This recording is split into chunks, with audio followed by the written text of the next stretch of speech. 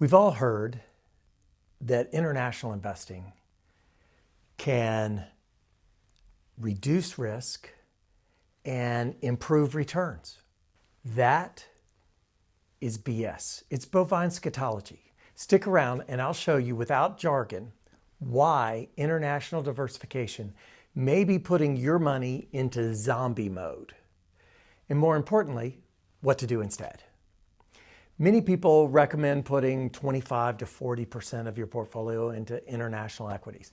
After all, 75% of global GDP, the global economy, is outside of the US.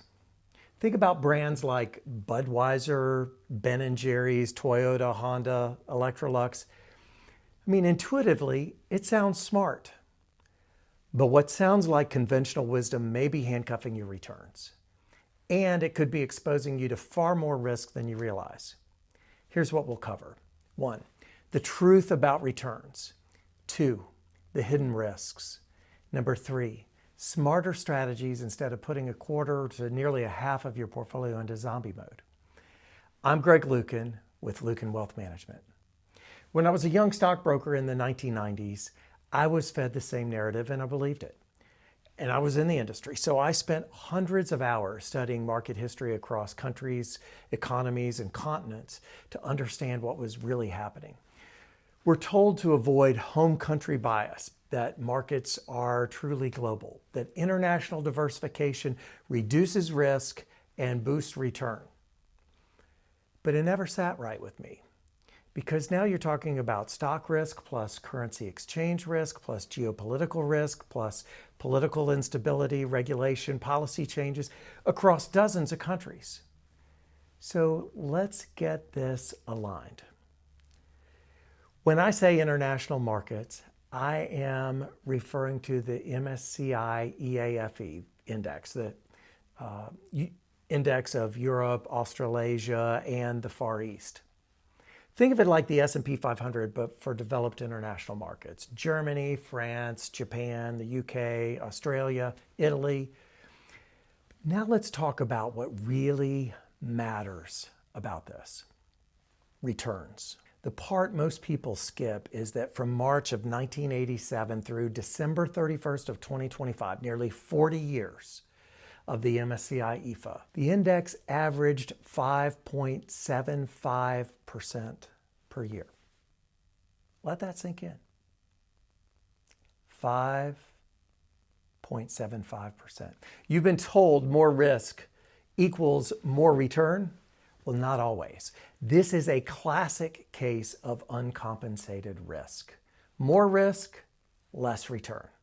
Historically, 58% of the time, returns were under 10%. A quarter of the time, they were worse than -5.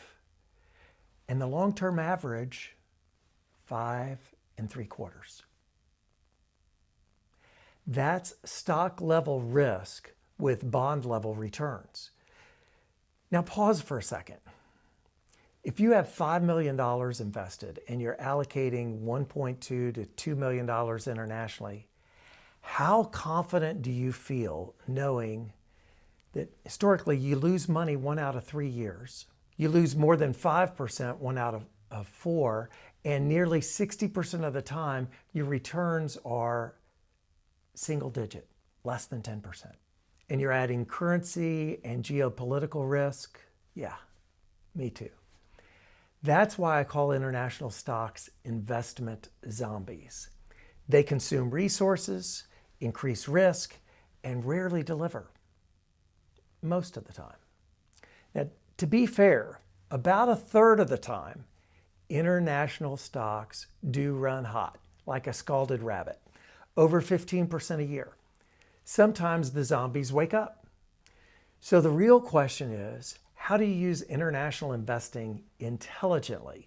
I like to think of your international allocation like an accordion.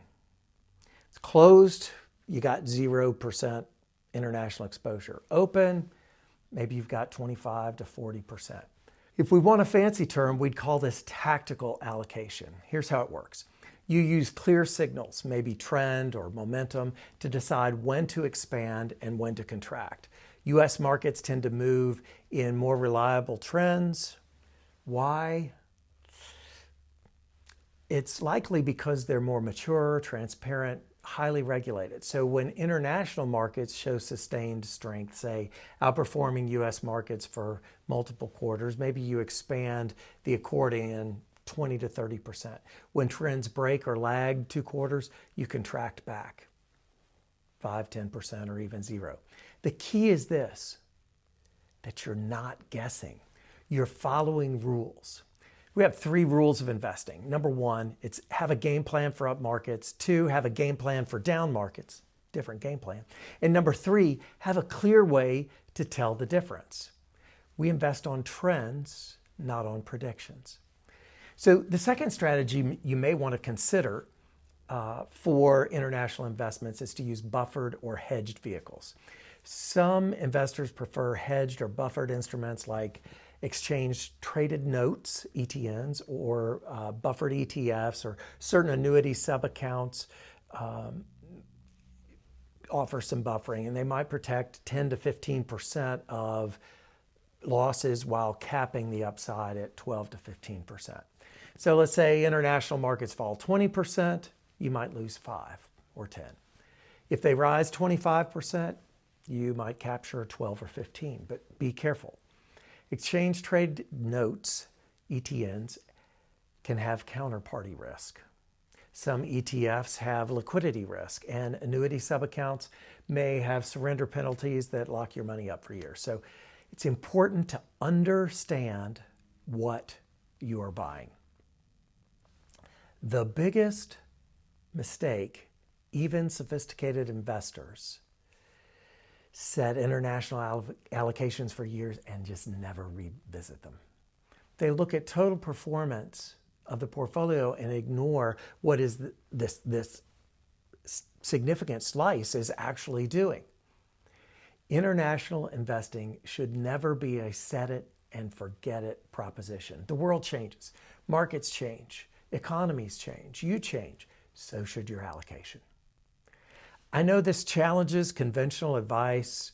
Your portfolio probably already has international funds, and that's okay. What matters is this: clarity about what you own, honesty about the results, a strategy that fits your situation. And if you want to go deeper, visit the resources tab at www.lucan.pro. And if you're sitting with a 20 to 40% international allocation without a clear plan or a tactical plan, schedule a 20-minute discovery call with someone on our team. Don't let your portfolio turn into a zombie. Let's make your money work as hard as you did to earn it. I'm Greg Lucan. All the best.